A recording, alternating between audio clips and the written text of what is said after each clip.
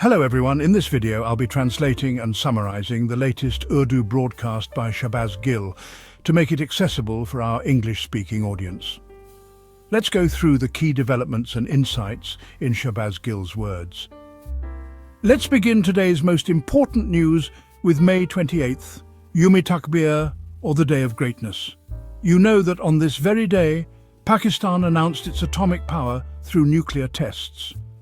After those blasts, things emerged from the shadows, people and elements that had never even mentioned this achievement before. But this wasn't the first time this has happened. The Pakistan Muslim League Nawaz, or PMLN, has a habit of taking credit for everything that has already happened and distancing itself from anything currently unfolding. Take the current conflict, for example. Two key figures were notably missing throughout the entire episode. During a time when visibility and leadership were crucial, our Field Marshal was nowhere to be seen engaging actively. Likewise, Nawaz Sharif and his daughter Maryam Nawaz have yet to even mention Modi by name. Interestingly, once the Air Force managed to respond reasonably well, the PMLN quickly claimed that the entire military strategy had been designed by Nawaz Sharif himself. The irony? This is the same Nawaz Sharif who can't even design henna patterns on a hand, though he does know a thing or two about recipes, curry, meat dishes, paya, etc. So if pilots were served some food during the conflict, and Nawaz Sharif provided the recipes or arranged the catering, perhaps credit is due for the food, not the strategy. As you may know, just like creatures of land and sky cannot survive without water, PMLN workers can't assemble without biryani. If biryani is served, dozens will show up. A similar event was held this Yawami Takbir, where while chants for Nawaz Sharif and Maryam Nawaz echoed from the stage, the attendees, PMLN workers, rushed to the biryani pots. Later, people complained there was no meat in the biryani. This wasn't the Karachi-style biryani with potatoes. It was supposed to be Punjabi biryani with meat, but the PMLN had apparently removed the meat. Again, this wasn't the first time. PMLN has always believed that the meat is for the Sharif family, while the plain rice is for the workers. Still, the workers continue to demand meat, hoping maybe they'll get lucky and find a forgotten piece. But it didn't stop there. In the advertisements commemorating the day, there were no images of Quaid-e-Azam Muhammad Ali Jinnah, and more glaringly, none of Dr. Abdul Qadeer Khan, the man widely credited as the father of Pakistan's nuclear program. The only pictures included were of Nawaz Sharif, as if he alone designed the war strategy and built the atomic bomb. If it weren't for him supposedly enriching the last bit of uranium himself, Pakistan might not have had a nuclear bomb, according to their narrative.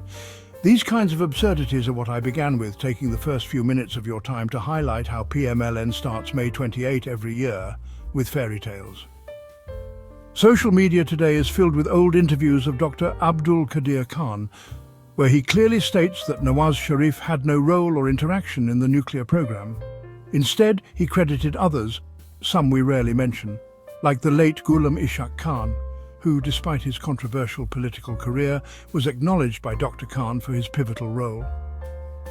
Qadeer Khan, before his death, may Allah elevate his ranks, was deeply disappointed, not just in the Pakistani nation, but especially in its rulers. He had to give one of his last interviews sitting by the roadside, allegedly because he wasn't allowed to speak from his home, placed under heavy surveillance. It was very easy for the state to accuse him of selling Pakistan's nuclear secrets to two foreign countries. The claim wasn't that he harmed Pakistan, but that he transferred the formula or critical information used to build nuclear weapons, helping other nations acquire atomic capabilities. This caused immense problems for Pakistan. Dr. Khan was brought on national television and forced to apologize. He confessed on air and asked the nation for forgiveness. After that, he was practically kept under house arrest and never truly set free until his death. The state maintained he had leaked critical secrets, and this pushed the world to consider imposing sanctions on Pakistan's nuclear program. General Pervez Musharraf later claimed that, had this confession not been obtained, Pakistan would have faced severe consequences internationally. This was Musharraf's narrative. May Allah forgive him too. He's also no longer with us. But the issue is, even today, the world believes that whole drama and it resurfaces every May 28th. Today we saw similar discussions on social media. Even Fawad Chaudhry tweeted, acknowledging Dr. Abdul Qadeer Khan's crucial contributions while also labelling his alleged leaks as irresponsible, saying Musharraf had saved the country by managing the situation. This refers to that infamous incident when Dr. Khan was paraded on TV, forced to accept blame. After that, he lived in sadness and isolation. He had already shared significant information earlier, pointing out that Nawaz Sharif never provided funding for the nuclear program. In contrast, Benazir Bhutto had helped expand the missile range by providing financial support. So the real question remains, did Dr. Abdul Qadeer Khan really leak Pakistan's nuclear secrets? I was surprised by Fawad Chaudhry's tweet because someone as informed as him should know that no politician in this country operates independently, let alone decides which party to join or what statement to make. That authority lies with Pakistan's military generals. Politicians are abducted, tortured, and forced to give statements and change parties, just like terrorist outfits like BLA or TTP do by coercing people into making video statements.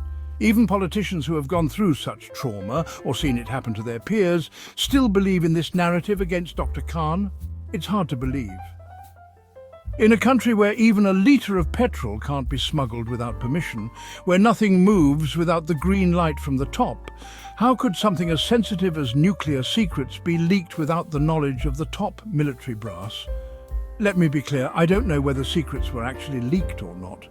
And even if I did, I wouldn't discuss it in detail because it would go against national interest.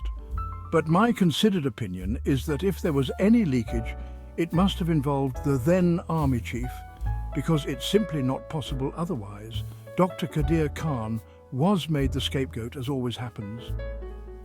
Remember in your textbooks, have you ever read that Yahya Khan was the army chief? No. He's always labelled as President Yahya, same with Ayub Khan. Their real titles are omitted to avoid blame for the mess they made because their actions were disastrous. Yet the institution still protects them. That's why we still haven't learned. We continue to operate the same way today. So again, I say, the blame placed on Dr. Qadeer Khan, if anything did happen, was merely a cover, and the real decisions were made by higher authorities. Nothing happens in this country without the approval of Chaudhry Sahib, the big one or the many smaller ones placed by him. This is similar to a joke that recently went viral on social media when Nawaz Sharif claimed credit for the 1998 nuclear tests. It's like the village barber taking credit for a boy becoming a doctor because he performed the circumcision. That's about as much credit Nawaz Sharif deserves. Even in the recent conflict, all the work was done by the Air Force, but credit was snatched by our Field Marshal, who even gave himself the honorary title. And by his DG ISPR, who is now going college to college, campus to campus, telling everyone what a big achievement it was. Some PMLN members even claim we took revenge for the 1971 war. But did we? In 1971, we lost half our country. Did India lose even a village? Not even a river or a 2-foot strip of land? We surrendered 90,000 soldiers and signed documents in humiliation. What did we achieve now? They hit our bases, we hit back, they killed 31 of our civilians. We shot down planes. It's a matter of perception. Some think planes are worth more than human lives. So let's be happy together, even if it's fake joy. We get so few real moments of happiness.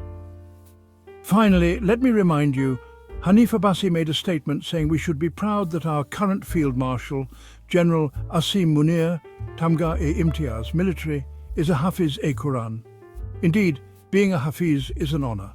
But the real power he has shown is how he's embedded his strength into the PMLN. You can see his influence in their every move, gesture and action, from boldness to hesitation. Let's see how long this power stays within them, because eventually it will dissipate, and then what will be left? That wraps up our translation of Shahbaz Gill's video. I hope this English version helped you understand his message better. Please like, share and subscribe to Awami Lens to help our community grow. Don't forget to leave a comment below and let me know what you thought of this effort.